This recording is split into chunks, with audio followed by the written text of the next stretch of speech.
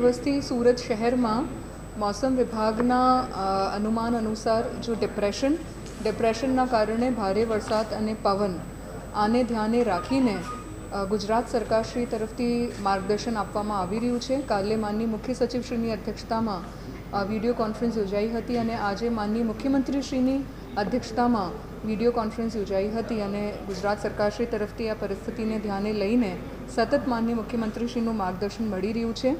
હાલ સુરત શહેરની વાત કરીએ તો વરસાદની પરિસ્થિતિ છે, પવનની પરિસ્થિતિ છે અને સાથે સાથ ઉપરવાસમાં વરસાદના કારણે ઉકાઈ ડેમમાંથી જો પાણી છોડવામાં આવી રહ્યું છે, આ બધી બાબતોને ધ્યાને લઈને અત્યારે સુરત શહેરમાં કોર્પોરેશન, પોલીસ વિભાગ, ઇરિગેશન વિભાગ, કલેક્ટર વિભાગ અને બધા જ વિભાગો મળીને 24/7 કંટ્રોલ રૂમ કાર્યરત કરીને એકબીજાના સાથે સંકલનમાં રહીને કામગીરી કરી રહ્યા છે. ઉકાઈ ડેમમાં અત્યારે 2,47,000 જેટલું ક્યુસેક જેટલું પાણી છોડવામાં આવી રહ્યું છે અને એમના કારણે જે એરિયાઝ અફેક્ટ થયા છે આમાં 152 જેટલા લોકોને શિફ્ટ કરવામાં આવ્યા છે. એમના માટેના શેલ્ટર હોમ્સ, ફૂડ પેકેટ અને પાણીની અને મેડિકલ ટીમ્સની વ્યવસ્થા કરવામાં આવી છે. સેન્ટ્રલ ઝોનના ડક્કાઉવારા વિસ્તારમાં જો પાણી ભરાયું છે એમના કારણે ત્યાં 400 જેટલા લોકોને ફૂડ પેકેટ્સ અને જમવાની વ્યવસ્થા કરવામાં આવી છે. એમના સિવાય જે વિસ્તારમાં સ્પેશિયલી જો કોઝવે છે કે નાવડીઓવાળા વગેરે જેવા વિસ્તાર છે જ્યાં પાણી ભરાયા છે ત્યાં બેરિકેડિંગ કરીને અને પોલીસના સાથે સંકલન કરીને લોકો સ્પેશિયલી ત્યાં નહીં જાય એમના માટેના અલર્ટ્સ પણ તંત્ર તરફથી મોકલવામાં આવી રહ્યા છે. ખાસ કરીને ભારે વરસાદ અને પવન અને ડિપ્રેશનને ધ્યાને રાખીને સમુદ્રના કિનારા ઉપર માછીમાર અને લોકો નહીં જાય એમના માટેના પણ અલર્ટ્સ આપવામાં આવ્યા છે અને પોલીસ વિભાગ સાથે સંકલન કરવામાં આવ્યું છે. આજે જન્માષ્ટમીનું પણ તહેવાર છે એટલે સમગ્ર સુરત શહેરમાં આ બધી પરિસ્થિતિને ધ્યાને રાખીને ભીડવાળા કોઈ વિસ્તાર હોય અથવા તો ટ્રાફિક વ્યવસ્થિત રીતે રેગ્યુલેટ થાય એમના માટે પણ પોલીસ વિભાગ સાથે સંકલન કરવામાં આવી રહ્યું છે.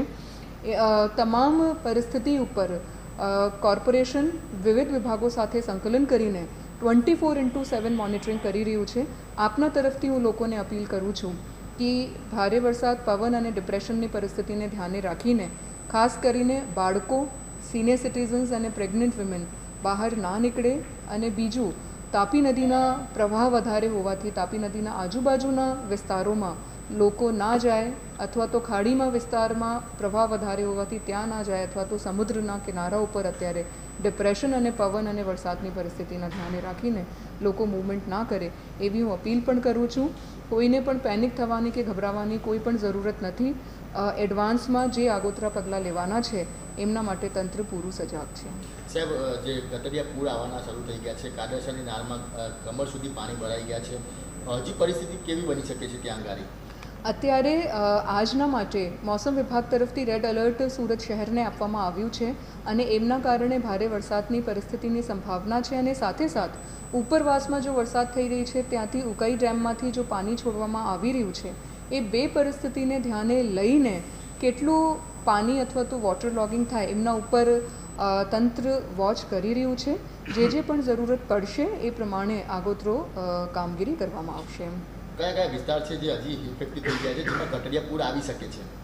અત્યારે જ્યાંથી શિફ્ટિંગ કરાવવામાં આવ્યું છે એવા કતારગામમાં શબરીનગર એરિયા છે, વેસ્ટ ઝોનમાં પાલ આરટીઓની પાછળ અને રીવાનગર છે અને સેન્ટ્રલ ઝોનમાં જો ડક્કાઉવારા એરિયા છે ત્યાં પાણી ભરાયાનો પ્રશ્ન ઉપસ્થિત થયું છે અને ત્યાં વેસ્ટ ઝોન અને કતારગામ ઝોનમાં ઓલરેડી 152 જેટલા લોકોને શિફ્ટ કરી દેવામાં આવ્યા છે.